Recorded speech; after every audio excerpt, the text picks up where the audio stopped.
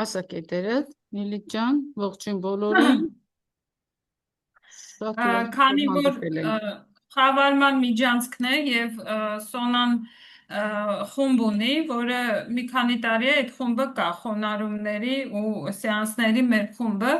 հիմնականում այդ խումբը WhatsApp-ի խումբն է, որը որ ակտիվանում է, միշտ մարդիկ գալիս են գնում են, բայց հիմնականներ էլ կան։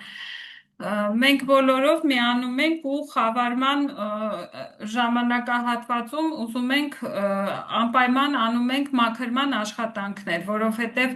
ըստ աստղաբանության եւ ըստ նաեւ ապացուցված տվյալների այդ պերիոդը համարվում է ամենալարված հետաքրքիր պերիոդը ու ես դա եմ ուզում հարցնել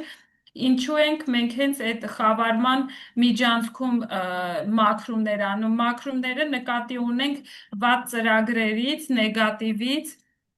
ինչու ենք մենք հենց այդ ընթացքում անում, այսինքն ինչն է ակտիվանում, որ ավելի լավ է մաքրումը աշխատում։ Ես այդ հարցը ունեի։ Ուրեմն տեսեք, նախ եւ առաջ ասեմ, որ խավարման միջանցքի ժամանակ այդքան էլ չեք կարողանալու խոնարհում սկսել, հենց մեր ուզած ժամանակահատվածում, այսինքն 12-ին արևի խավարումն է,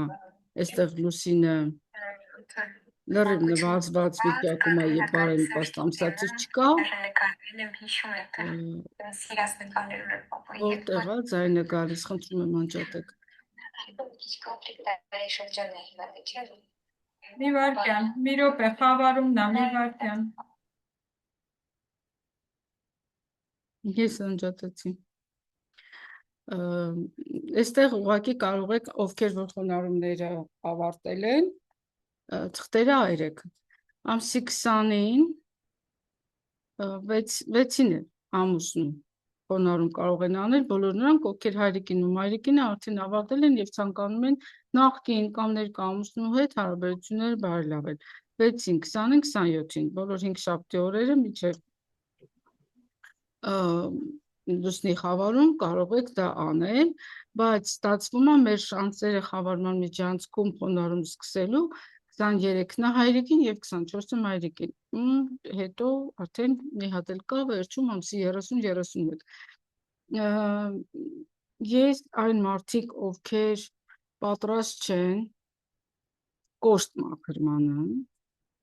խորհուրդ չեմ տալիս, որ խավարման միջանցքում սկսեն, կարող եք խավարման միջանցքից հետո 30-31-ին սկսել։ Ինչու խորհուրդ չեմ տալիս, որովհետև ինքը այնքան խորքային մաքրում է անում։ Տեսեք, միջանցքը պորտալ է։ Միջանցքի ժամանակ բոլոր դասական ընկալումները, որ մենք սովորաբար ընկալում ենք արևից, լուսնից, չէ՞ որ մեր համար բնական է, չէ՞ որ լուսինը իր ցիկլը կայուն անդադ գնում է, նույնիսկ ծովերի համար է բնական, կնոջ դաշտանային ցիկլի համար է բնական, բույսերի աճի համար է բնական։ Ու մեկ էլ օրենքի խախտում տարին 2, երբեմն 3 անգամ, երբ ամբողջ այդ հաշվարկը, որ պետք է արևի եւ լուսնի ցիկլերով գնար, խախտվում է։ Լուսատուները, այսպես ասած, չեն գործում։ Անջատեք ձեր սենյակի լույսը, փակեք պատուհանը, նստեք լիակատար խավարի մեջ ու փորձեք զգալ ձեզ ոնց եք զգում։ Եթե մեկը կասի, օյ, ես աչքերը սպաս նստածնես լավ եմ զգում, ես հաստատ չեմ հավատալու։ Ուրիշ բան, եթե դուք պատրաստվում եք քնելու, բայց մենք խոսում ենք արթուն համակարգ մարդու մասին, ով զարգացում է ապրում, ոչ թե պարտում է քնելու։ Եվ նույնիսկ եթե դուք քնած եք, եթե ձեր էլեկտրաէներգիան անջատած է, դուրսը մութ է, արև չկա, լուսին չկա, հաստատ դուք կոմֆորտ չեք, երբ աչքերը բացեք, քնած տեղից կոմֆորտ չեք։ Անհայտություն, անորոշություն ու խավար։ Հիմա, երբ որ լուսատուները իրենց ուժը նվազեցնում են, այդ ժամանակ հայտնվում են խառը ուժերը։ Հենց բառներ կարող ենք ասել խավարի ուժերը։ Ինչ են անում խավարի ուժերը։ Բերում են առաջին հերթին շատ ցածր մակարդակներից մարդկանց հետ հանդիպումներ։ Այն նաև ինքը մաքրման հետ լավ կապ ունի, այնինչ արդեն մեզ համար իրեն սպառելա, կլինի ամուսնություն, կլինի ընկերություն, կլինի հարստություն, որ սխալ ձևով է ձեռք բերված, որի մեջ կա կարմայական, բացասական երանգ, կարող է մաքրում տեղի ունենալ, բայց տենց ստանդարտ պետք չի վերաբերվել վատ, որովհետև ամեն խավարում ինքը անպայման միջանցք է լինում լուսնային եւ արևի։ Հիմնականում ազդեցություն է գործում մարդկանց երկու սրտի վրա, ենթադրենք հիմա խավարումը տեղի է ունենալու ջերհոսի եւ խեցգետնի համաստեղություններում, ուրեմն այդ երկու համաստեղությունների համար է լինելու պես կարմայական իրադարձություններ, մյուսների համար տեղի են ունենալու իրադարձություններ, բայց որևէ մի ոլորտում ինչ որ մի թեմա մաքրման է գնալու։ Մաքրումը սովորաբար ցավոտ է լինում, իսկ խոնարհումը խորքային մաքրում է բացասական ծրագրերից։ Ովքեր խոնարհում արել են, եթե ցանկություն ունեն, կարող եք պատմել ինչ է անում խոնարհումը, ձեռք բարձրացրեք, ես միանգամից ձեզ կմիացնեմ։ Ընդհանուր առմամբ հայրիկին ու մայրիկին ընթա խոնարհումը, չէ՞։ Եվ եթե Բնաջան ներողություն էլի կարող եմ հարց տալ։ Հա, Այստեղ ձեռք բարձրացնել տեղը չգտա ուղղակի։ Այդ խոնարհումը մարդը ինքն է անում, թե բնության հետ կապված տենց տեղի է ունենում։ մենք հողի խոնարհում ենք ունեցել, այդ մի քիչ ուրիշ կերպ է։ Թեմնե ջան, դու անմիջական ուզում ես պատասխանես։ Թե էլի հարցը։ Չէ, կուզեի իմ փորձով կիսվեի պարզապես խոնարհումների հետ կապված։ Այդ դեպքում դու կիսվի, ես էլ ավելացնեմ։ Թե քեզանից հետո Սոն ջան, այ։ Ուրեմն խոնարհումները ես արել եմ եւ հայրիկինը եւ մայրիկինը, ամբողջ 23 թվականին ծնկած անցկացրեցի, որտեղ երկուսը իրար հետ գումարած 7 ամիս է ստացվում, ընդամենը արանքում 1 շաբաթ ենք տվել, դադար, ու արարչությունը շատ հետաքրքիր աշխատեց, իմ հայրիկի խոնարհումը, առաջինը հայրիկի խոնարհումն արեցի, հայրիկի խոնարհման վերջին օրը այնպես ստացվեց, որ հայրիկի շիրիմը գտնվում է ինձանից 200 կիլոմետր հեռու ու շատ պատահական, անսպասելի այդ օրը ես գնում եմ իմ ծննդավայր ու իմ վերջին խոնարհումը անում եմ հայրիկիս շիրմաքարին, տապանակարին, գերեզմանին ու շատ հետաքրքիր ձևով տեսնում եմ իր արձագանքը երկնքից չգիտեմ, լացում էի ուղակի բերկրանքից, թե այդ ինչ տիպի տիեզերքը աշխատեց, այդ ինչ տիպի ինձ անսպասելի տարավ հասցրեց այնտեղ, ընդհանրապես պլաններում չկար, որ տարվա մեջ մի քանի անգամ եմ գնում ընդամենը, ու այդպես ու երկնքից ոնց որ պապայի դեմքը հայտնվեց, ու ինքը շատ երջանիկ էր, ինքը շատ գոհ էր, ու հետո արդեն երազներով էլ ինձ անընդհատ եկավ, որ մեր տոհմի մեջ բավականին լուրջ խնդիր լուծված էր, իսկ խնդիրը բավականին խորն էր, պապաս ու պապիկս իրարից նեղացած էին մահացել եւ այլն եւ այլն։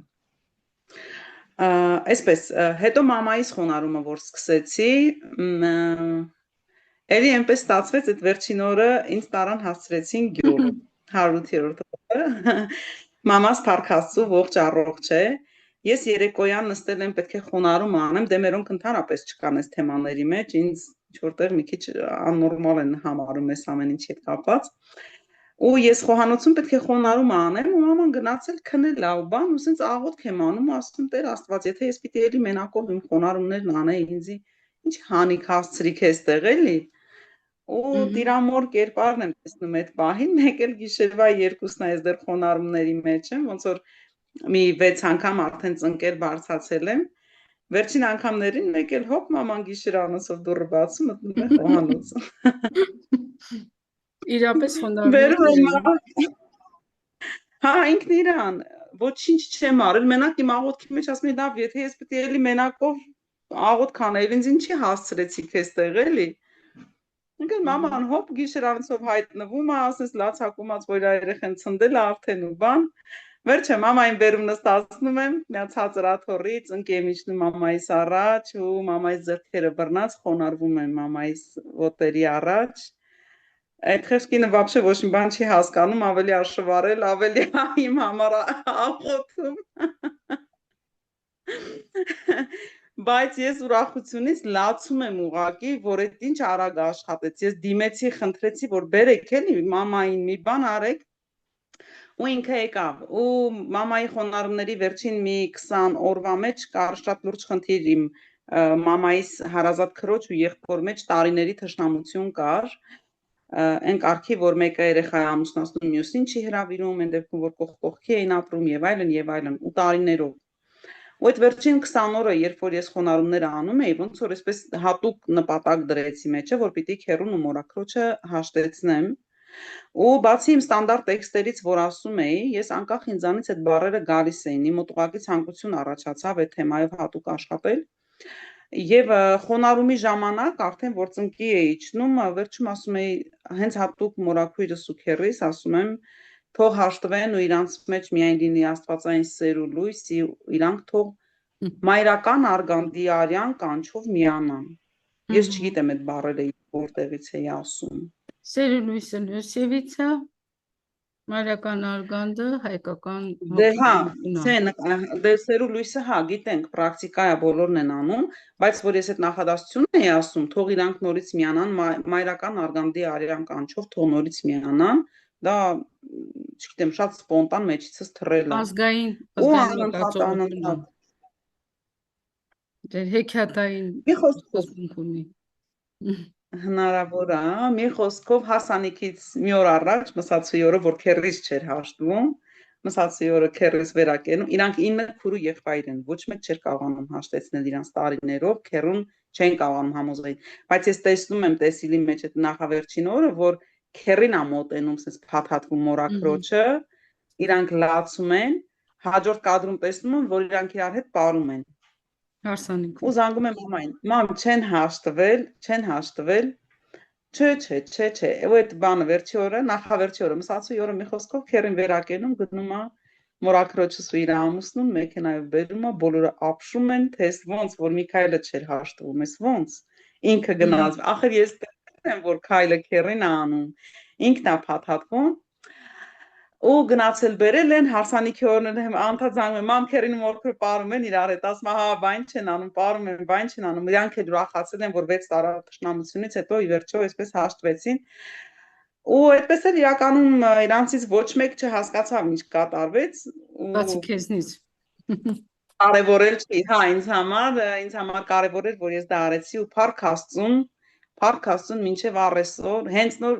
պրակտիկորեն կես ժամ առաջ մամայից հետ էի խոսում, ասաց այդ մորաքույրս էլ եկել է Ռուսաստանից, էլի քերեստուն էին հավաքվել, հետո այսօր մամայից տանն էին։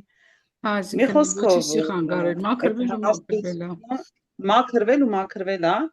բայց papai տոհմի մեջ էլ ոչ միայն իմ հետ կապված էլի մյուսների հետ կապված խժդժություններ, հորեղբոր տղաներ եւ այլն իրար մեջ սկսեցին հաշտվել, հետո իմ հետ կապված ով ինչ խնդիր ուներ, մեկ էլ հերթով sense մեղայականով հայտնվում էին։ Ֆիզիկական պլանում ես ոչինչ չէի արել իրանց հետ կապված, բացի ամբողջ 7 ամիս ծնկաչոք վիճակում լինելուց։ Ուզում եմ ասեմ, շատ առարկայորեն, շատ լրջորեն, շատ խորքային են ազդում այս ամեն ինչը։ Կարող է էլի հին թեմաներ գան, էլի հին կեղտեր, հա, ոնց որ նապորով ջուր ես լցնում, են տակի կեղտերն էլ մի քիչ խառնվում դուրս են գալիս։ Այդ ընթացքում էլ է մեզ ողջամտություն պետք, որ դիմանանք։ Ու մեկն միշտ ամեն ինչ իր տեղն է ընկնում։ Այնպես որ իմ մարական տոհմի հետ էլ կային խնդիրներ, կային կոնֆլիկտներ, թե իմ հետ կապված, թե տոհմի մեջ ու փառք Աստծուն, այսօր բոլոր խնդիրները հարթված են։ Հիմա ես կամենում եմ բոլորին այս ամեն ինչը, ու ռեալ է, էլի շատ ռեալ է, որ զգացել եմ այսքանը Սոն ջան։ Սոնային իհարկե շնորհակալ եմ շատ այս պրակտիկայի համար, Սոն։ Այդ պրակտիկան իմը չի, պրակտիկան տանտրայից է վերցրած։ Բայց դու ես ինձ տվել, ես քեզանից եմ ռուսական վերցրել։ դաշտում շատ ակտուալ է, բոլոր ճիշտ սովորողների մոտ, որովհետև այն ժամանակներում, երբ աշխարհում էին գնում, պետք է խոնարհում անեին, մեդիտացիան անեին, մանտրաներ անեին, կոռեկցիաներ անեին, միջև այդքան անում էին, մտնելուց իրանց աստղաբանական քարտեզը վերլուծվում էր ու այլևս չէին անդրադառնում այդ քարտեզին ընդհանրապես 3 տարի ու գնում էին արդեն գիտեին, էլի քարտեզը մշակված էր, ինչից հետո ինչ պետք է անեն։ Ամբողջ անելու ընթացքում համարյա 3 տարի անցնում էր, մարդը ամբողջապես կերպարանափոխված, այնտեղից դուրս էր գալիս, իր հարազատների չէին ճանաչում։ Եվ Ծոն մի վարքյան կներես, էդի որտեղ էր գնում, այդ 3 տարին ոնց էր անցկացնում մարդը։ Աշխրամ։ Այնտեղին չէին անում, այսինքն միայն պրակտիկաներ եւ այլն եւ այլն։ Միայն պրակտիկաներ։ Աստղաբանական քարտեզը մեր հեքիաթների հերոսի բանն է, որ ասում է գնաց հետ եկավ հարազատ աղբերն ու հերը չճանաչեցին։ Հազարան բլբուլի հերոսը այդպես է։ Մեր հեքիաթները մի քիչ այլ ազգերի մեջով էլ ապտտվել երանգավորումներ ստացել, լրիվ չեմ կարող ասեմ արիական սկիզբ ունի, որովհետև դուք եք զգում տարբեր ազգերի ինչ որ ներծծվածություն կա, վերանացիա չէ, անդադ փոխանցվել, գրավոր չի եղել ու փոխանցվել, որ զտարուն մի տեսակը մնա։ Բոլոր ազգերից զարգացրել են, եթե նույնիսկ գրավոր արել են, մշակութային հետքը մնացել է։ Չեմ կարող ասել արիական սկիզբ ունի, բայց վեդայականությունը կարող ենք ասել արիական սկիզբ ունի, որովհետև ինքը հենց տեքստերի տեսքով ամուր պահպանվել է, ստացել են Եգիպտոսից էլ այդ ապրանքը ստացել են Հայաստանից, Նեֆերտիտի թագուհու միջոցով։ Այսինքն այստեղ փոփոխելիություն չկա, տեքստերով պահպանված գնացել է։ Այս էլ Նեֆերտիտի հատուկ քո պատմին Սոնա ջան, 1000 ներողություն ուղակի թեմայի վրա չդիմացա։ Ես ոնց շրջեմ իմ էկրանը։ Գտա։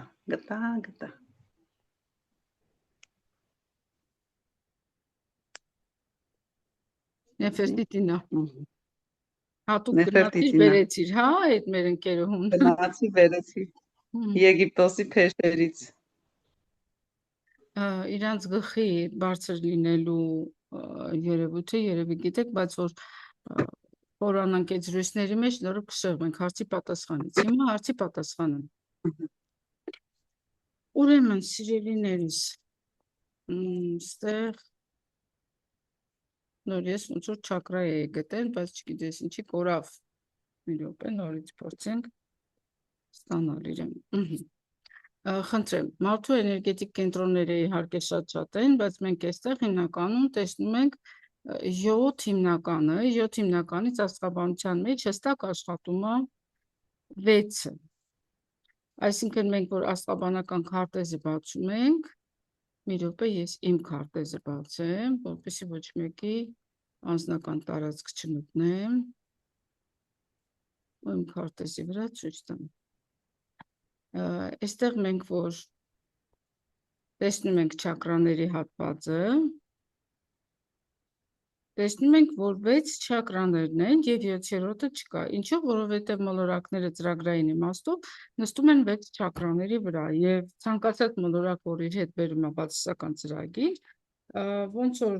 այս սկավառակն է, որը էներգետիկ պտույտ է առաջացնում եւ այդ տվյալ մոլորակը տենց ոնց որ աշխատում է, մեր ոնց եք դուք գնում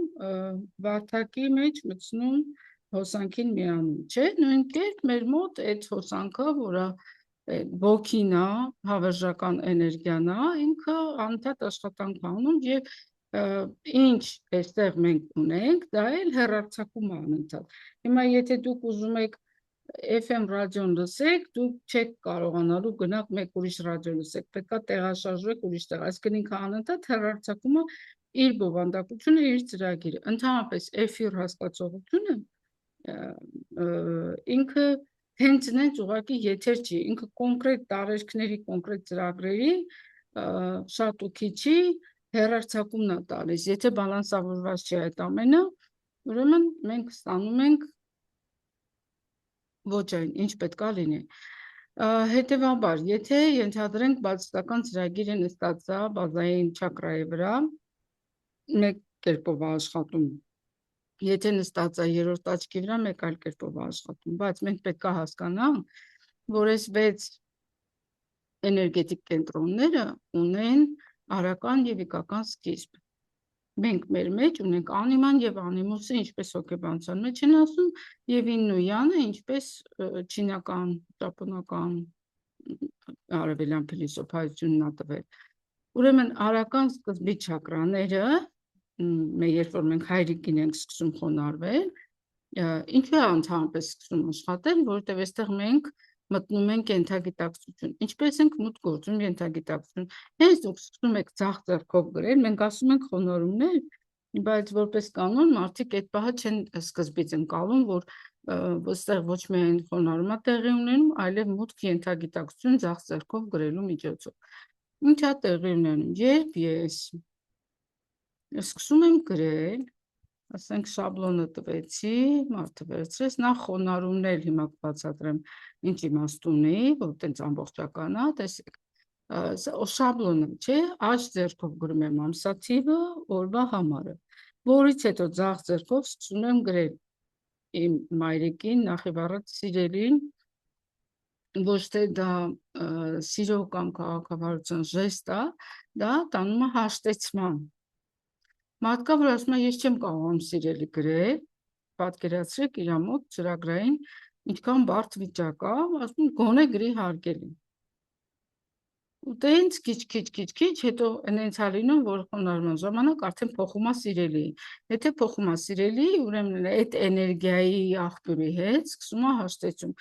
Իսկ երկրի վրայի հայրը եւ մայրը մեր ենթագիտակցության մեջ աստվածային սկզբի պատկերացումներն են, այսինքն իծնե մեր ստացած ծրագրերն են ամբողջ տիեզերական համակարգի եւ իկական սկզբի եւ արական սկզբի նկատմամբ։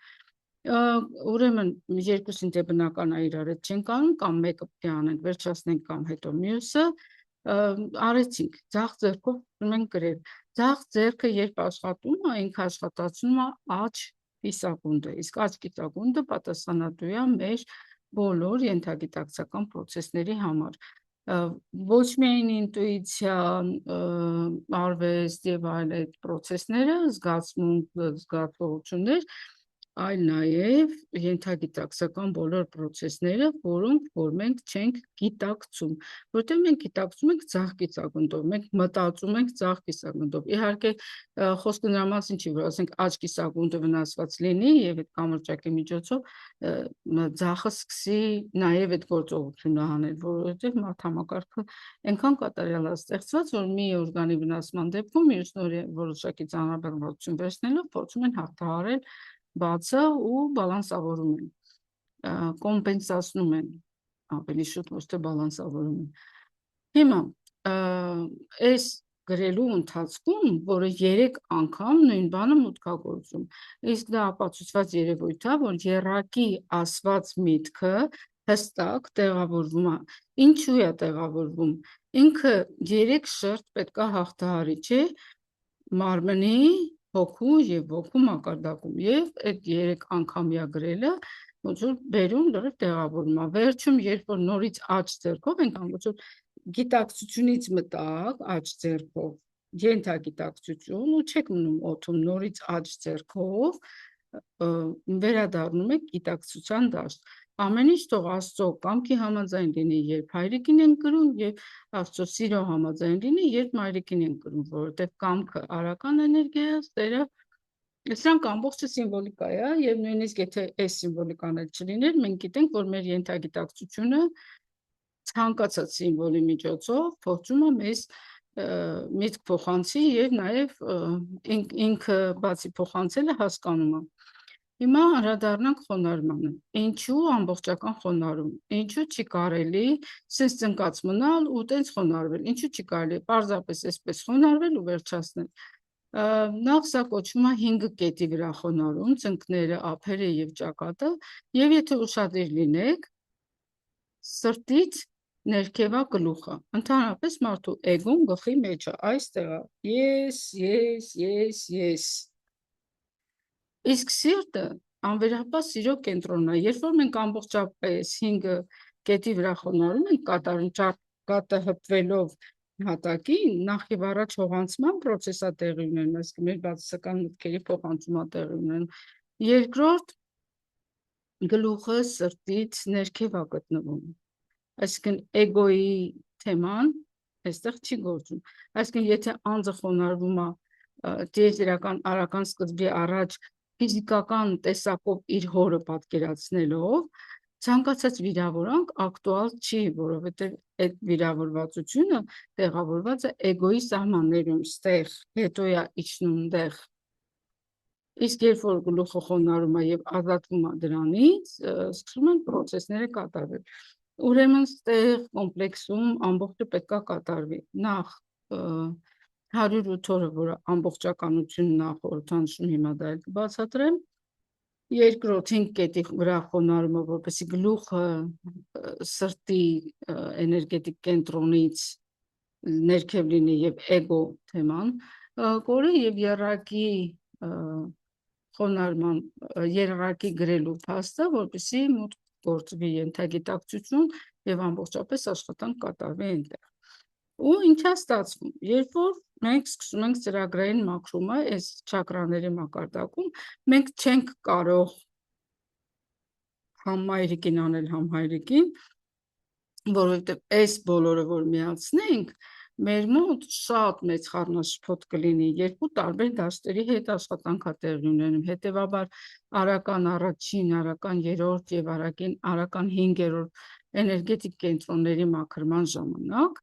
տեղի ունեցող process-ները տեսակ են։ Օրինակ, եթե մարդը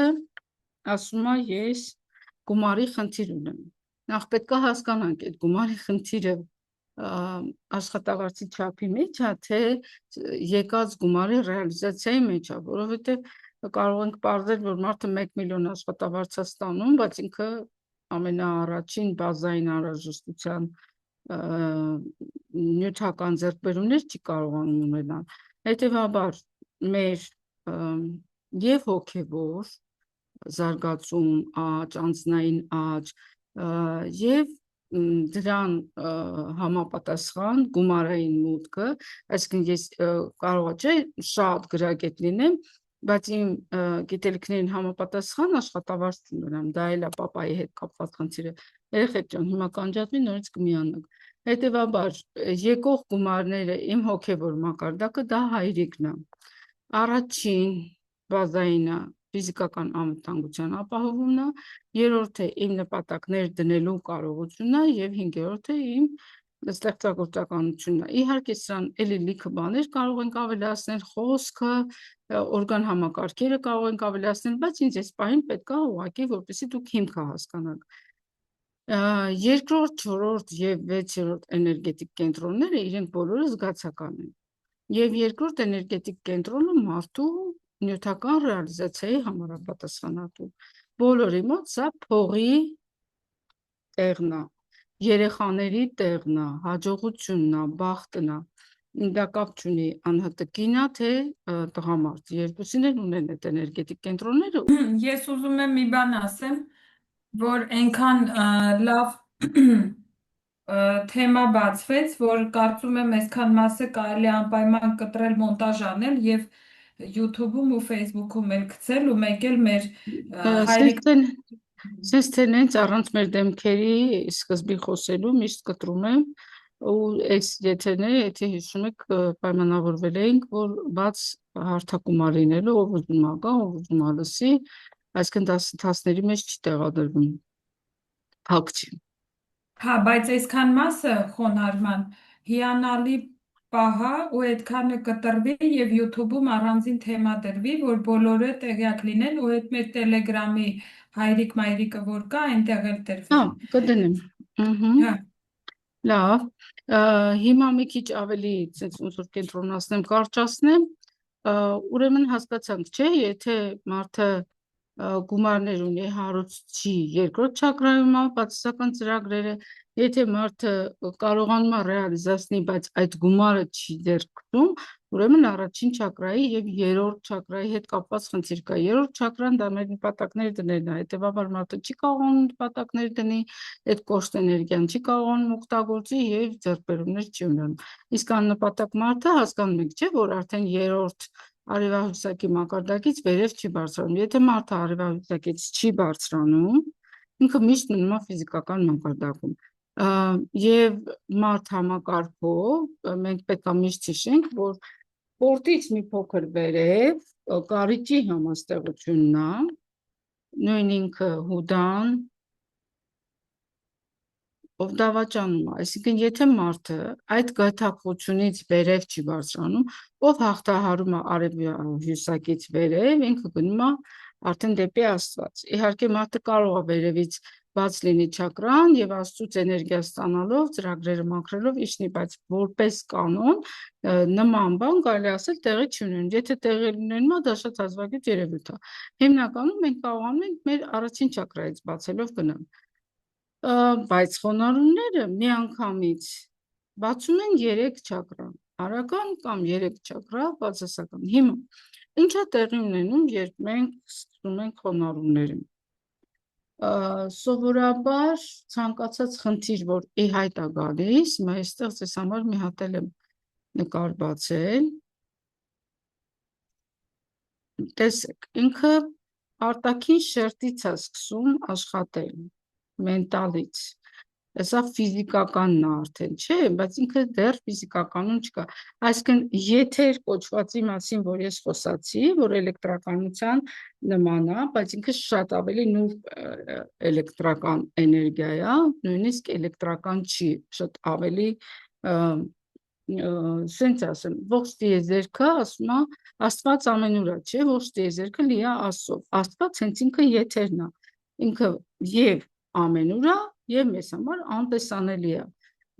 գոնե էլեկտրականությունը ֆիզիկական զգացողություններով խուսափելի է, եթերը դեռևս, այսինքն եթերը ես միշտ հումորով ասում եմ, եթերը Wi-Fi-ն է, այսինքն մենք իրանից էլեկտրական իմպուլս չենք ստանում, ֆիզիկական ազդեցություն չենք զգում, բայց ինքը հստակ ազդում է, Wi-Fi-ը շատ մոտ է եւ նույնիսկ ես կարող եմ ասել, դա հենց ինքը եթերն է, որովհետեւ ծրագրային փոխանցում է անում։ Այ պատկերացրեք Wi-Fi-ը եւ հասկացեք, որ բացասական ծրագրերը սկզբից պտտվում են եթերում։ Իրանք հետո հանցնում են մեր մտային մակարդակ, հետո հանցնում են մեր հուզական մակարդակ, ու սենց իջնելով նստում են ֆիզիկական մակարդակի վրա։ Հիմա եթե ես ունեմ ծրագրային խնդիր հայրական, այսինքն Աստծո արական սկզբի հետ կապված, խոնարհումների ամենասկզբում, ինչ աստիճանի է այդ բացասականի խորությունը, ես անմիջապես կարողանում եմ հասկանալ, ոնց ֆիզիկական մակարդակում միանգամից խնդիրներ են միանում, եթե շատ արդեն խորացել է խնդիրը, ինչ արին, մեկի մոտ ուժեղ գլխացավ է սկսում, մյուսի մոտ ուժեղ ողնաշարի ցավ է սկսում, այն մեկը ուրիշ պրոցեսից է բողոքում, այս վերջերս մեր հետ դուր եկած աղջիկը, որ նոր մի 2 օր էր, որ սկսել էր, սպազմիկ հազեր էր մոտը սկսել եւ ալերգիկ պրոցես, բայց դա ինքը մանկական տարիներին ունեցել է եւ հաղթահարել է, ինքը համարում էր հաղթահարած, չպետք է դա արտահայտվեր, դրանք սոմատիկ երևույթներ են, որոնք հստակ ցույց են տալիս ծրագիրը խորությամբ աշխատելու դեպքում ֆիզիկական մակարդակում մեզ ինչ վերջնական խնդիր է բերելու։ Այս կետում ուղղակի միջանկյալ ուզում եմ ասել, երբ մարդը գալիս է ու ասում է, դե դու այդքան գիտելիք ես ստացել, բա դու քեզ չես կարող բուժել։ Ոչ, սիրելիներս, եթե մարդու խնդիրը հասել է 3-րդ ստադիա, 4-րդ ստադիա, դուք չեք կարող բուժել։ Դեռ նույնիսկ բուժիչ կարող չկարողանան բուժել, որտեղ արդեն ծրագրային մուտքը ֆիզիկական մակարդակի քայքայման պրոցեսների ամենավերջին ստադիաներին է հասել։ Բայց եթե մենք ունենք մտային մակարդակում, հուզական մակարդակում խնդիրներ, որոնք այդ պահին ցույց է տալիս մեր ֆիզիկականում, բայց մենք ասում ենք, ես սենց խնդիր չունեի, խոնարհման հետ սկսեց, մի վախեցեք, դա ոնց եկել է, տենց էլ գնալու է։ ու հետո խոնարհման մի էտապից հետո ֆիզիկական մակարդակից այդ խնդիրը դուրս է գալիս, անցնում է հուզական դաշտ։ Այսինքն process-ը շատ նորմալ է։ Մեր մոտ սկսել էր մտքից մտել էր հուզական հասել էր ֆիզիկական խոնարհման ժամանակ հակառակ process-ն է տեղի ունենում, ֆիզիկականից գնում է մենտալ։ Եվ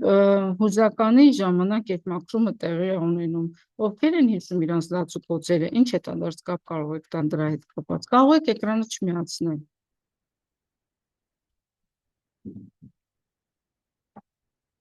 Կա մարդ, որ հիշում է ինչ հուզական ապրումներ ա ունեցել։ Ես օրինակ առաջի խոնարհման մայրիկին խոնարհման ժամանակ ուժեղ ողնաշարի ցավեր ունեի, բայց հուզական մաքրումը սկսել է 3-րդ ամսից հետո։ Ու ես լացում էի անդադար։ Չէր որ մի հատ sense լացում էի ու մաքրվում էր։ Դա հոգեբանական տերմինով եւ նաեւ փիլիսոփայությունից եկած բառը կոչվում է կատարսիս։ Կատարսիս նշանակում է մաքրում։ Ուղղակի կատարսիսը տեղի է ունենում տարբեր միջոցներով։ Կարող է դուք գնաք ինչ-որ մի հատ նկար, գեղեցիկ նկար նայեք, ձեր մոտ մաքրում սկսի, երաժշտություն լսեք, ձեր մոտ մաքրում սկսի։ Կատարսիսը բարձրագույն մաքրման ձևն է։ Այս դեպքում այս մաքրումը մի քիչ ավելի չհիմնավորված է, որտեղ մարդն ասում է ես լացում եմ առանց պատճառի։ Իսկապես լացում ես առանց պատճառի, չես կարողանում հիմնավորել, թե ինչ է կատարվում։ Բայց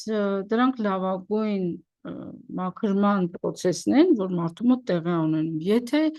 խոնարհումը ավարտվում է 108 օրը, բայց մարդը դեռևս հասկանում է, որ ինքը այդ հուզական մաքրման մակարդակի չի անցել, պետք չի անցնել մյուս ծնողի խոնարհմանը։ Պետք է անմիջապես այդ թղթերը այրման բարենպաստ օրը այրել եւ հաջորդ բարենպաստ օրվանից նորից սկսես նույն ծնողին խոնարհումը, որովհետեւ մաքրումը խորքային մակարդակում տեղի չի ունեցել։ Երկրորդ խոնարհումը, երբ որ ես սկսեցի անել մայրիկին, նորից այդ լաց ու կոծը շարունակվեց, եկավ վերջում նոր մի փոքր հանգստացա եւ այդ ժամանակ երբ հուզական շերտներն է մաքրվում, բացվում է մտայինը։ Երբ մտային մակարդակում մենտալը, այսպես ասած, սկսում է մաքրում տեղի ունենալ բացասական ծրագրերից, ինքան հետաքրքիր է, մարդը սկսում է ոգևորված ասել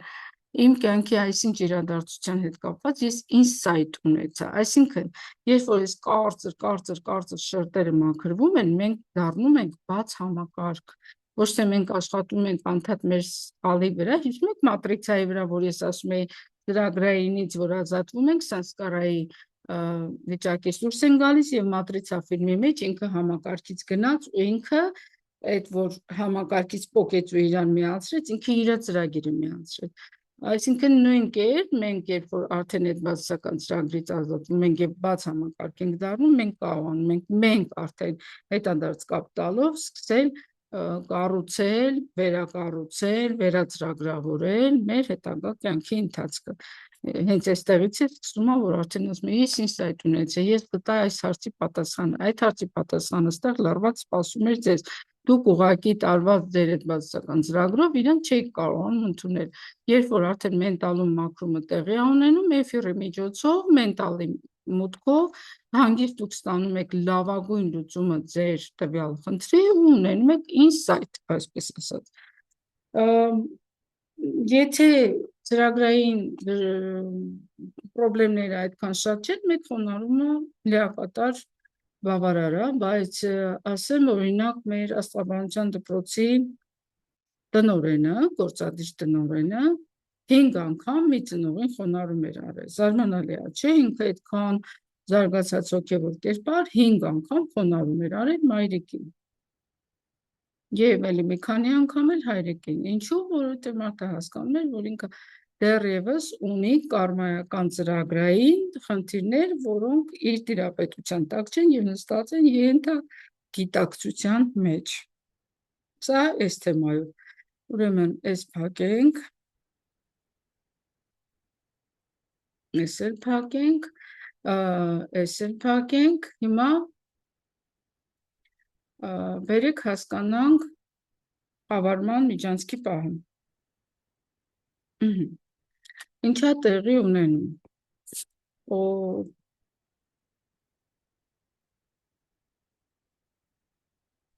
սենց հստակ տեսնում եք դուք։ Հա, նորմալ։ Նայեք, արևի խավարումը տեղի է ունենում լուսնի պատճառով։ Ինչպես բացատրենք դա։ Կարող եք որևէ մեկը բացատրել։ Այսինքն, քանի որ արևի շուրջ պտտվում են բոլոր մոլորակները եւ արբանյակները, ինչպես իրենց ուղեծրի շուրջ, այնպես էլ արևի շուրջ։ Հետևաբար գալիս է մի պահ, երբ լուսինը, երկիր մոլորակը եւ արևը մեկ գծի վրա են հայտնվում։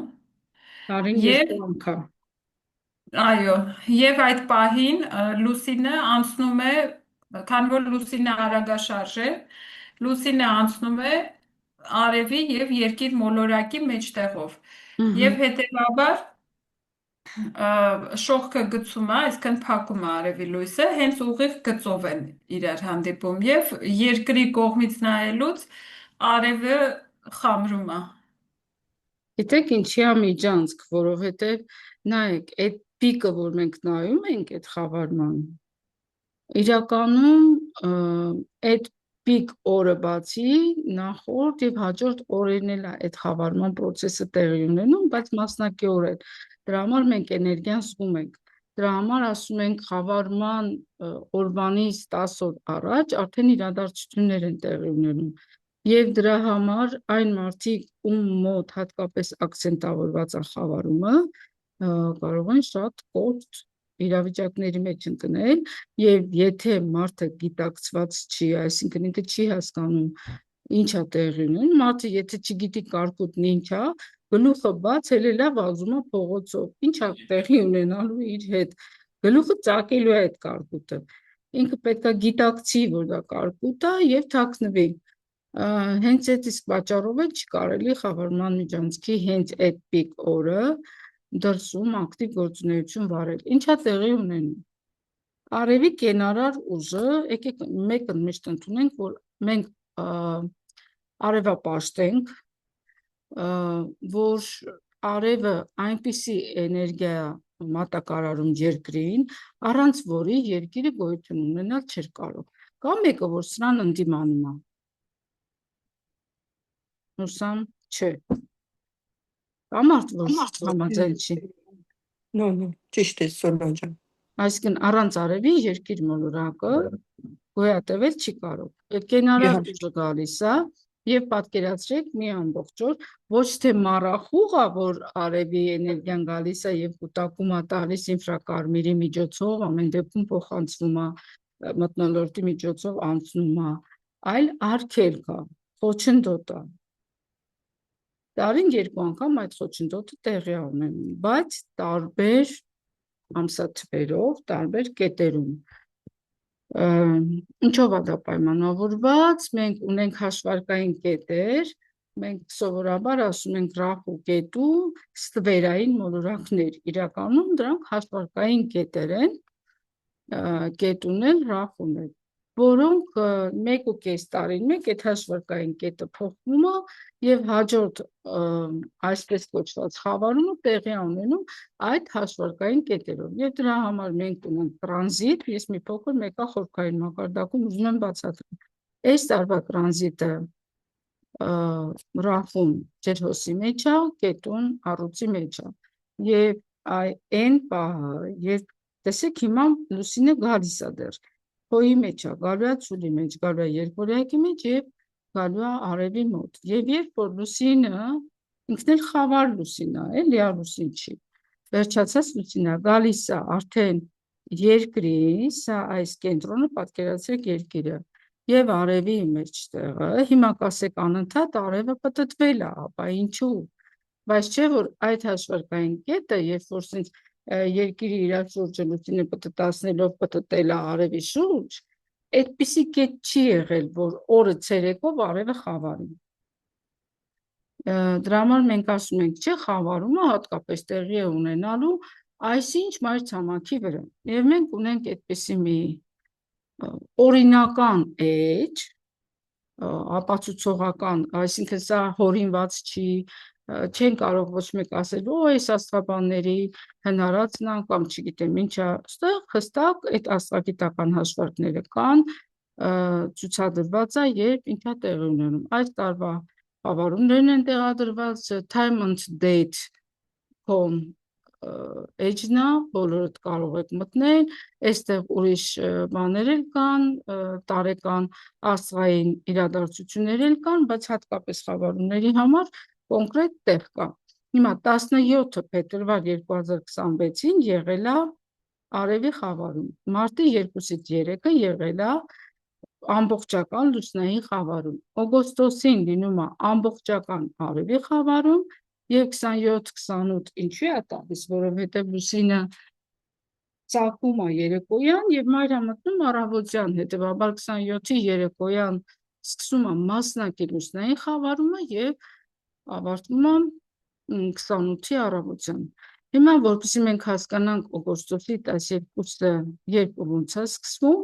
ու ինչ ազդեցություն ունի, մենք այստեղ շատ հանգիստ կարող ենք սենսել մեր նայել հասկանալ։ Ինքը հստակ ցույց է տալիս, այստեղ մեզ ինչ-որ բան պետք չի։ Նախ եկեք պարզենք, որ այն կողմը Ամերիկայի մայրցամաքներ, ասա Մարի ջան։ Սոնա ջան, գիտես ինչ էի ասելու, ես ինչ ճիշտ է, այս երկու օրը զգում եմ մեր մոտ ահագին արևի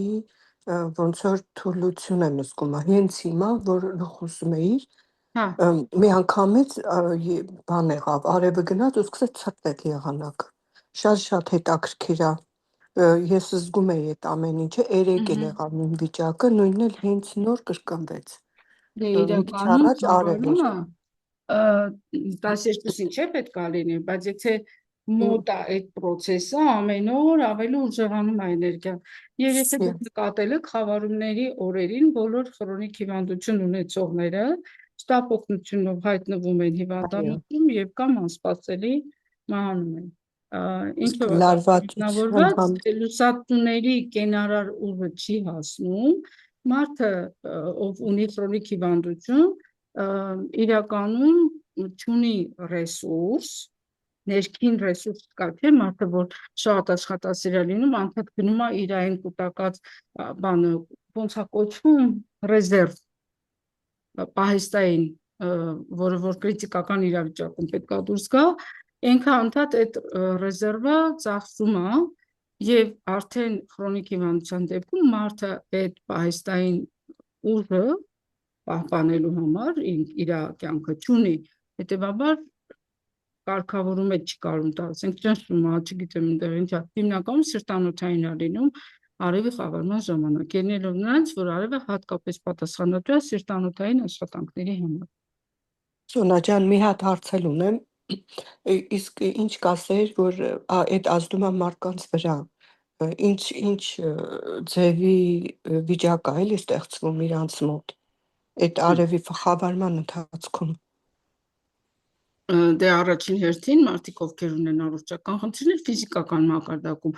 եթե որպես այդպիսին արտահայտված խնդիրներ չունեն, մեկը միևնույնն է, հուզական մակարդակում ազդեցությունը լինում է։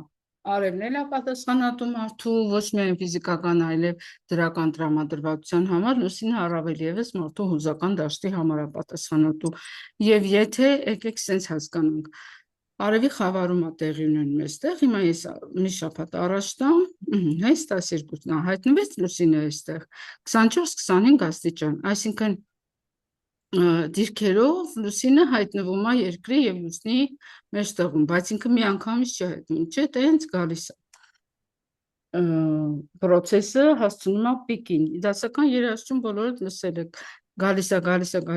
է, հասնում է պիկին, ու նոր ավարտվում է։ Մինչև այդ կուլմինացիոն կետը չի լինում, ավարտել չի լինում, այսինքն ցանկացած նաև այլ process-ներ հենց այնպես չեն ստեղծվել, էլի աստվածային հիմքը նույն ձևով է աշխատում։ Լուսինը նույնպես չէ ստեղ խավարման ժամանակ։ Իրականում, եթե նայում եք տեսարանը, ինչ է տեղի ունենում։ Հա, լուսինը վերցրեց լույսը, բայց ինքը ստեղծեց ստվեր։ Հիմա պատկերացրեք ամուսին եւ կին, ում արանքը մտնում է ասվածանքներս տիեզերական մարմինների եւ կոստակցագործության նկատմամբ չի, ուղղակի օրինակա։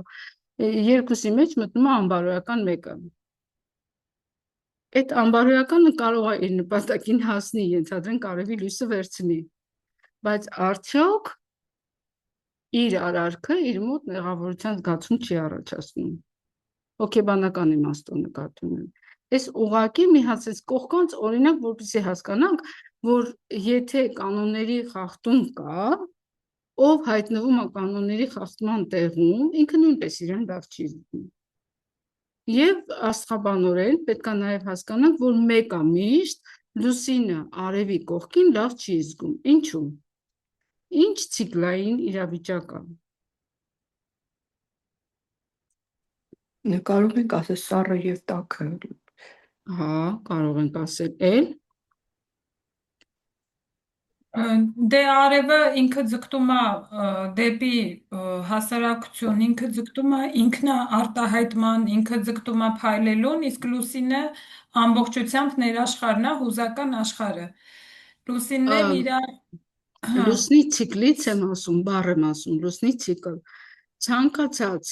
լուսնի հայտնվել արևի մոտ, միշտ ասում ենք, որ դա լուսնի մեռնելու եւ նորից ծնվելու ժամանակաշրջանն է։ Այսինքն, այսպես թե այնպես, եթե մենք գիտենք մոլորակների այրում, լուսնի չենք ասում, որ ինքը այրվում է, բայց ինքը երբ ամիսը մի անգամ գալիս է, վերջանում է, դե վերջանում է ինքը, մահանում է, մահիկ է դառնում, հետո նորից արդեն որ սկսում է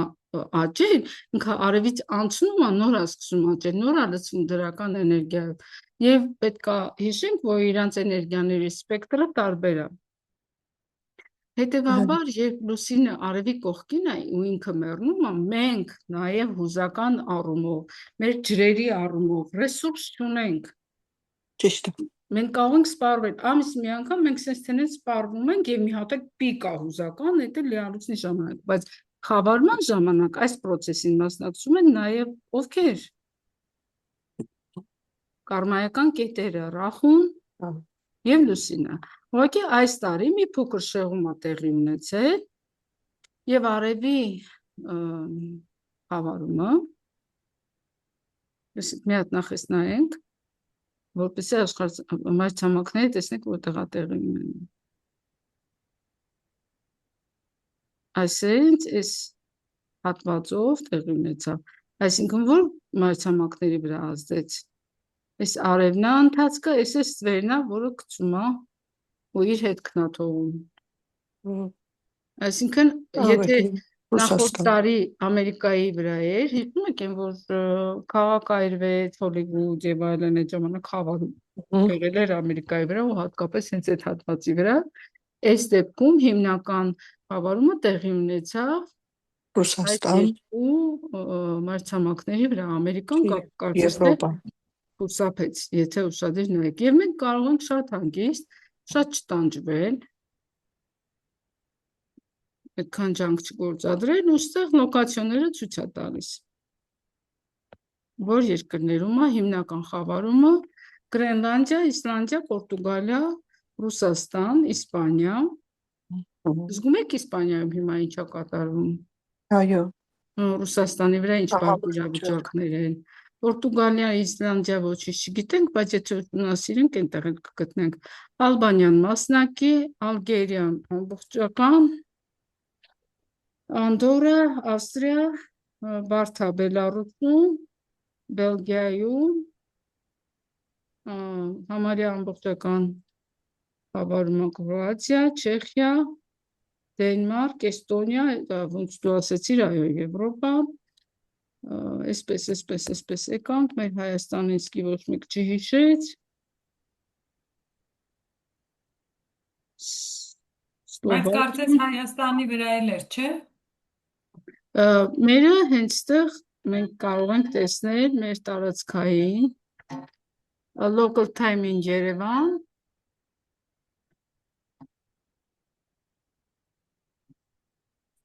տասերկուսը օգոստոսին սկսելու է 7:34-ից, այսինքն ինքը շատ տենց ուժեղ խավարում որպես այդպեսին չի տեղի ունենում։ UTC time-ը հիշում եք, չէ, հիմնական ժամային վիճակն է, իսկ local time-ը արդեն մեր կոնկրետ ժամային վիճակն է, 7:34-ից սկսում է եւ ավարտում է 11:57։ Իսկ այդ ժամին դուք հասկանում եք, որ արևը արդեն իսկ գնում է եւ այդ խավարումը շատ տենց ցայտուն չի երևում։ Եվ այստեղ մի տեղ կա, որ ցույց է տալիս ինչքանով է այդ խավարումը մեզ համար վնասակար։ Մի րոպե գտնեմ, մեծը չգտնեմ, ոչինչ, հետո screenshot-ով կուղարկեմ։ Upcoming eclipse visible in Yerevan։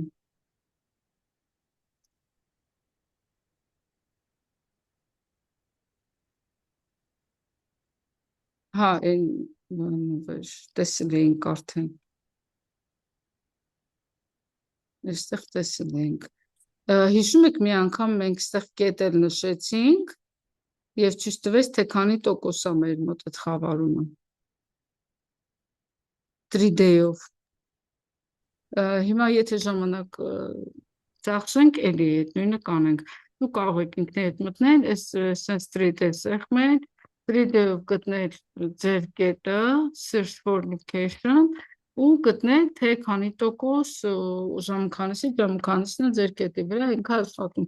Այսպես ինքը հստակ ցույց է տալիս, էլի այդ իրավիճակը։ Հիմա ահա հասալ էլի ջան։ Հիմա ես ուզում եմ անդրադառնամ իմ այդ հիմնական հարցին, որ մենք այդ ընթացքում մաքրումներ ենք անում, սկզբում ասացիք, որ եթե մարդը պատրաստ չի, կարող է սկսել խոնարհումից, ես հեսա դրանք կնշեմ, մենք արդեն, որ հիմա սկսենք կատարել այդ մաքրումները, հիմնական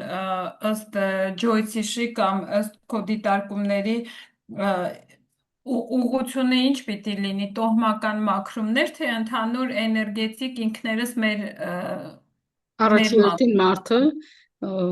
Աստված ասում է քո ծառը ջրի հետո մնացածի։ Մինչև ինքը իր դաշտը չմաքրի, մինչև ինքը ռեսուրսով չլցվի, ինքը չի կարող ոչ միտեղ ոչինչ անել։ Ոնց որ զինվորականին առանց կամ շտանգիստին առանց միս ուտացնելու, մկանները լցնելու ու առանց մարզելու, հանես ուղարկես մրցույթի կամ մարտի դաշտ, որին չանի, դա մայլեն խեղճ, փափուկ կամ շատ իրոք մեղմ պայմաններում մեծացած տղաները բանակում շատ ծանր վիճակների են բախվում։ Այդ հաշվի առնենք։ Մենք պետք է ռեսուրսով լցվենք, մեր դաշտը պետք է ուժեղ եւ մաքուր լինի, որ կարողանանք ինչ որ մի տեղ, ինչ որ մի դաշտ մաքրել։ Դա հիմնականում աստղիկն է, մեծ ու փոքր, եւ սիրո ու լույսի արկայությունն է պարտադիր շնչառության միջոցով։ Ով ինչ ուզում է ասի, հոգեբանության մեջ լիքը նմանատիպ գործիքներ կան, ոչ մեկ չի ասում, որ տեղից է վերցրած, չէ հոգեբանության մեջ, որ ասում է, դա գիտական չի, դա ապացուցված չի, մեկի բախտը բերել է, ապացուցել է, մեկի բախտը չի բերել, չի ապացուցել, բոլորը անխտիր վերցրած է տանտրայից։ Հիմա էլ տերմինոլոգիա է գնում սպիտակ տանտրա, սև տանտրա, կարմիր տանտրա, չգիտեմ դեղին էլ կարող արդեն ասեն, բայց ես դեղին չեմ հանդիպել։ Սպիտակ տանտրա հասկացողությունը աշխատում ենք մարդու հոգեկան աշխարհի հետ, տանտրա նշանակում է երկուսով, տանտրան տրանսային իրավիճակ է, ոնց որ Յունգը տրանսային լիքը արխետիպային վարժություններ է դրել։ Դուք որ Յունգի տրանսային վարժություններին մասնակցեք, կասեք, վայ, էս լոսև է, ես ասում չէ, դա տանտրա է։ Այսինքն ցանկացած իրավիճակ, որ մեր համար խնդիր է, մենք դա բերելով մեր առջև, դրա հետ աշխատելով կարողանում ենք լուծել այդ խնդիրը, բայց աչքերը փակ տրանսի մեջ, ինչու, որովհետև մենք աշխատում ենք մեր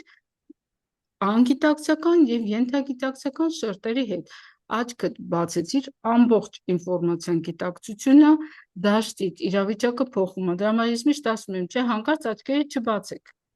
Ոնց ֆոկուս չեմ անում, չէ, ասում եմ աչքերը չբացեք ու բացատրում եմ, որպեսզի չկտրվեք ձեր ենթագիտակցական շերտից։ Եվ կարողանաք աշխատանքը տանել, որովհետև եթե դուք մի հատ բացեցիք տենակ կետով եկավ, վերջ դուք այդ դրա մեջ չեք։ Դա ձեր թեման չի։ Մենք հիմա WhatsApp-ի խմբում գրեմ, որ մեծ եւ փոքր աստղիկ ենք անելու, ճիշտ է։ Հա, սկզբից դուք ցանկացողներին երևի Messenger-ում կգրենք ով է ցանկանում ու ով կցանկանա արդեն դուք կմիացնեք այդ WhatsApp-ի խմբին, որ իրենք ժամերը տեսնեն երբ ենք անելու։ Ես արդեն քանի տարի բաց Facebook-յան հարթակում չեմ դնում, որ խավարման ժամանակ մաքրում վերել։ Մեր Messenger-ի մեջ, հիմա այս սուրճի բաժակի Messenger-ի մեջ կդնենք, հիմա աղջիկները, որ ստեղ ներկա են։ Ես շատ շնորհակալ եմ, հատկապես խոնարհումը շատ լավ թարմացում էր գիտելիքի։ Իսկ իրոք էլի ակտիվացա, ուզում Իլոնային էլ ասում եմ մամայի։ Հասկացար, որ դու երկու ունես գլոբալ թեմայեր ընտրել եւ խոնարհումը եւ խավարումը սերը, այսօր խտարի օրներ։ Այսինքն մենք մաքրումները անում ենք խավարման ամբողջ միջանցքում, որpիսի մենք այն պակաս ռեսուրսի փոխարեն աստվածային լույսը լցնենք, պաշտպանվենք եւ հանգիստ դիտորդի կարգավիճակով գնանք առաջ։ Մարդը կարա այս ամեն ինչը չանի ուղղակի աղոթի։ Այո։ Այսինքն գիտակցված անցումը մարդը ինքը ստեղծում է պաշտպանական շերտ, ինքը իրան լցնում է կարող աղոթքի միջոցով, կարող մեդիտացիայի միջոցով, ցանկացած գործի կիրառելի է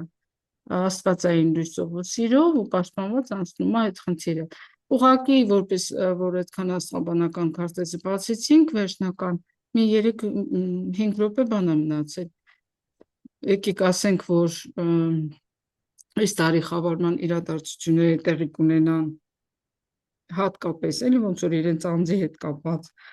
խեցգետինների կյանքում եւ ջրհոսների կյանքում։ Մնացածների կյանքում ենթադրենք, եթե ջրհոսին մենք դնենք առաջին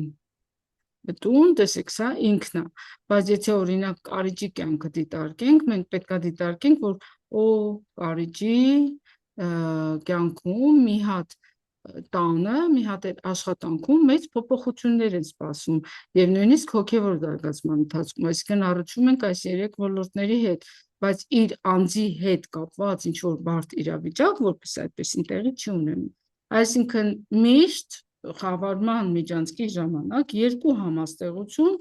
ու չենք կարող ասել հիմնականում տուժողն են լինում, բայց ոնց որ գլխավոր դերերը իրանցնա եւ իրենց կյանքում շատ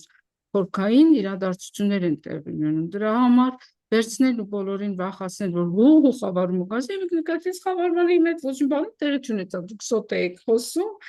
հա, սոտ էինք խոսում, որովհետեւ մենք ընդհանուր էինք ասում։ Այո, իրականում ոչինչ տեղի չէր ունենալու։ Հետևեք ձեր շուրջը գտնվող խեցգետիններին եւ ջրհոսներին, իսկ անցած խավարումը տեղի է ունեցել առյուծների եւ ջրհոսների կյանքում, այսինքն այս անգամ մի փոքր շեղվեց, բայց էլի հաշվարկային կետին մոտ է, տեսեք, աստղաբանորեն 25 աստիճան արև, 24 աստիճան լուսին եւ 6 աստիճան կետում։ Այսինքն իրանք իրար մոտ են, այս գիծը որ հանում եք, ստացվում է, որ իրանք այս նույն շերտի վրա են։ Եվ այս ամբողջ իրադարձություններին խառնվել է 15 աստիճան Յուպիտերը, 10 աստիճան Մերկուրին, այսինքն մեր հաջողությունը, մեր մտային վիճակը, դե պատկերացրեք, եթե խեցգետինը շատ բարձր հոգի է խավարման միջանցքում, ինքը կարող է ազատագրվի լիքը դիվային ուժերից,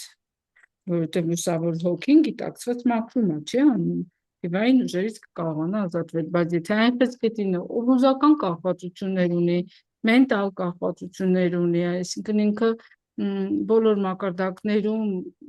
ավելի շատ ներքևի էներգետիկ համակարգին կապված, ինչ կլինի իր մոտ։ Բավականին խնդիրների հայտ կգան եւ առողջական եւ հարաբերությունների։ Այս ամբողջը հաշվի առնելով, հասկանալով ում հետ գործ ունենք, դրա համար ես միշտ առանձին խորհրդատվություն եմ նախընտրում տալ խավարումների միջանցքի հետ կապված, մանավանդ որ հաջորդ 6 ամիսը տեսեք ինչ է տեղի ունենում։ Ունենք կատուի է եկել, շները պայքարում են։ Հաջորդ խավարումը տեղի է ունենալու 27 թվականի փետրվարի 6-ին, այսինքն այս 12 օգոստոս ինչ որ տեղի ունեցավ արևի մակարդակով եւ լուսնի մակարդակով մեկ ամսվա ընթացքում, սա զարգացում է ունենալու եւ իր տրամաբանական ավարտին է հասնելու մինչեւ փետրվարի 6, փետրվարի 6-ից սցենարային փոփոխություն է տեղի ունենալու հաջորդ խավարումների մակարդակում, այնպես որ տեսեք ստեղ 1, 2, 3, 4, 5, տեսեք որ 5 խավարում է, արևի, լուսնի, լուսնի, արևի, լուսնի, այսպես լինում է, որ 5 հատ խավարում է լինում, եւ այստեղ արդեն շատ դժվար է որոշել միջանցքը որի մեջ է, բայց միջանցքը սկսում է 18-19 հուլիսի, օգոստոս եւ ավարտվում է օգոստոսի 17-ով, պատկերացրեցիք 18-ից 17, մեկ ամսվա մեջ 3 խավարում է տեղի ունենում։ Փաստորեն հուլիսի 18 եւ 19-ին էլ է եղել, դրա համար է ճգնաժամային միանգամից դուրս բերում, ես ուզում եմ բոլորի հետ կիսվեմ, որ խավարման շրջանը Չէ, այս 27 թիվը, այս 27 թիվը, այս 27 թիվը, ես ուղղակի օրինակ եմ բերում, որտես այստեղ 5 խավարում կա, մենք կարող ենք նախկին խավարումները տեսնել, այդպիսի բան էլ կա ստեղ, որ տեսնել բոլոր խավարումները, մենք կարող ենք ստեղ սենց մի հատ բան կա, բոլորը, այսինքն բոլորը տեսնել, բոլորը։ Ես ուզում էի կիսվել, քանի որ մենք մեր այս շարքը սկսել ենք նրանից, ինչ տվեց աստղաբանությունը, կուզեի ավելացնել, որ նաև տվեց եւ ինչպես նաև տոհմաբանությունն է, երբ որ մենք սովորեցինք 4 ամիս, տվեց են, որ հենց այս ճգնաժամային իրավիճակներում ի հայտ են գալիս այն բոլոր ստորջրյա քարերը, հին ճգնաժամեր եւ այլն, որոնք սենց մի անգամից բլբլթալով դուրս են գալիս եւ երբ որ մենք ավելի դիտորդի կարգավիճակ ենք ստանում, սովորելով թեկուզ հենց աստղաբանություն կամ արևելյան հոգեբանություն կամ ասենք շնչառական յոգա եւ այլն, մենք երբ որ դիտորդի կարգավիճակում ենք լինում, միանգամից ոչ թե նայում ենք դա որպես դժբախտություն, այլ նայում ենք որ իրավիճակ, որ մենք տեսանք ճգնաժամը, որը պետքա լուծենք։